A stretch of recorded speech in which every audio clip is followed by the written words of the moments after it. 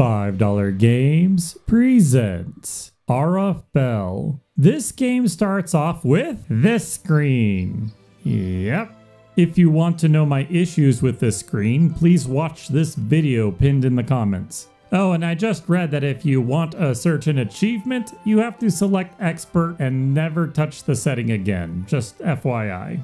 Anyways, there are a lot of things that are incredibly awesome in this game. However, they're generally accompanied by something that annoys me. The opening cutscene shows the protagonist and deuteragonist on a journey to find a ring for a client. Unfortunately, I was pretty distracted by the screen flashing white. There is an option to turn down the intensity, but even on the lowest setting, I was still distracted by it, and there wasn't an option to simply turn it off. The tutorial was pretty good at introducing mechanics, such as teaching you how to craft a healing potion by having the deuteragonist sprain his ankle. It was at this point, though, that I became annoyed with the music because the period of silence between the playbacks. Let me explain. In Mario Final Fantasy, or most games for that matter, when you're in town, battle, or wandering around, there's background music. It either starts full blast or builds up to a certain volume, and instead of having an ending, it seamlessly loops to near the beginning of the song so that it appears to not have an end. It just continuously plays. But in this game, RFL, it actually lets the song finish and then restarts it from the beginning. It sounds a lot like having a song on repeat in a media player as opposed to having a theme tied to an environment. There are wildlife sound effects going on during the quiet part of the song where it's finishing and starting up again, but considering that it broke my immersion from the game, I view it as inadequate. Besides that, the music is quite nice. Moving on to the next best thing, the characters are absolutely charming. I think their dialogue is really well done. However, it doesn't always match up with the artwork. Like, there are several jokes and comments about the protagonist's height, namely that she's short. Unfortunately, everyone is the same height. Another problem with the graphics is that it's not always clear where you can go. I got stuck here for a while because I couldn't figure out how to get that item. I tried grabbing it from above and below, but it wasn't working. Turns out that you can actually enter the Cabbage Patch from the side. The story is very good from what I've experienced, and I actually don't have any qualms with it. The setting takes place on an island in the sky that vampires attack regularly at night. The planet below is referred to as the Abyss or something like that, and the island was raised into the sky to protect the elves inhabiting it. However, later on the elves decided to turn themselves into stone in order to protect the MacGuffin that keeps the island flying. Now, back to the main story, it takes place several years later when humans are there just trying to survive the vampire attacks. The deuteragonist is trying to impress the protagonist